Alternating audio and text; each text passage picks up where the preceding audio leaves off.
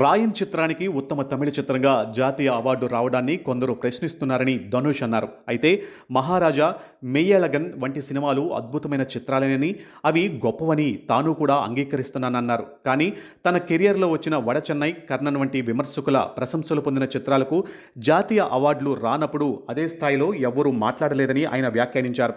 ఈరోజు తన సినిమాకు అవార్డు వచ్చిన తర్వాత మాత్రం ఎందుకు ఇంత విమర్శలు వస్తున్నాయి అంటూ ధనుష్ ప్రశ్నించారు.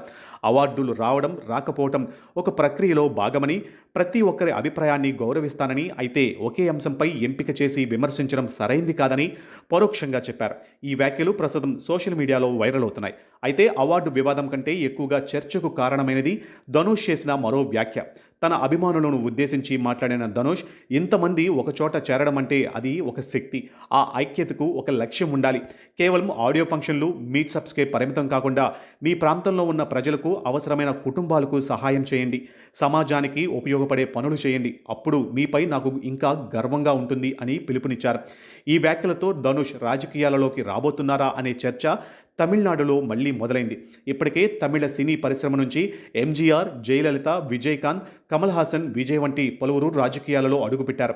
అలాంటి సమయంలో ధనుష్ కూడా అభిమానుల ఐక్యతను సామాజిక సేవ వైపు మళ్లించాలని చెప్పడం రాజకీయ సంకేతమా అనే ప్రశ్నలు వినిపిస్తున్నాయి. అయితే తన ప్రసంగంలో ధనుష్ ఎక్కడా రాజకీయ పార్టీ కానీ, ఎన్నికలు కానీ ప్రస్తావించలేదు. అందువల్ల ఇవి ప్రస్తుతం కేవలం ఊహాగానాలుగానే ఉన్నాయి. ఇక ప్రసంగం చివరిలో నటుడు అజిత్ చెప్పిన ఒక మాటను గుర్తు చేసిన ధనుష్, నువ్వు ఓడిపోయానని ఒప్పుకునే వరకు నిన్ను ఎవ్వరూ ఓడించలేరు అని అభిమానులకు చెప్పారు. అంతేకాకుండా తన స్టైల్లో if you are bad I'm your dad అంటూ చెప్పడంతో అభిమానుల నుంచి భారీ స్పందన వచ్చింది.